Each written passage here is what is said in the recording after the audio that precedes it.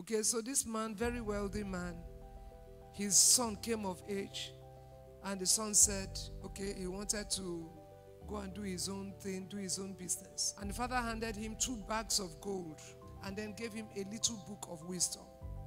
And he said to the son, he said, my son, don't spend a penny out of this bag until you have read the book.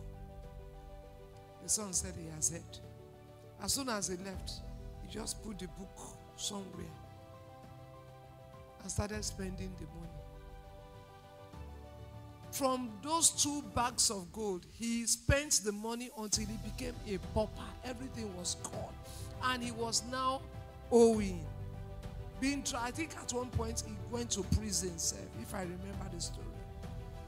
Then it was in prison, he sat down and said, hey, that time when I was leaving home, my father gave me one book. He now brought out the book and started reading it. He started crying. He said, Kai, if he had known, he would have read the book first before spending the money. Now the whole money was gone. But as he continued reading the book, the wisdom in that book also taught him how, okay, you've messed up, how you can now bounce back. And he settled down, read that part, and ultimately he bounced back. What's the point?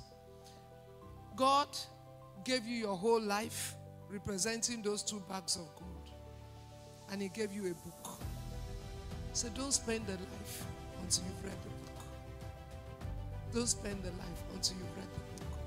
Some people say, I better go. I'll go sit down and read, but where do I have that time? Where do I have that time? I beg, let me spend the life. And so for many people, they've already messed up everything. Everything is already spoiled. Then they now sit down and say, okay, God really showed me one book that time, but let's go back to the book.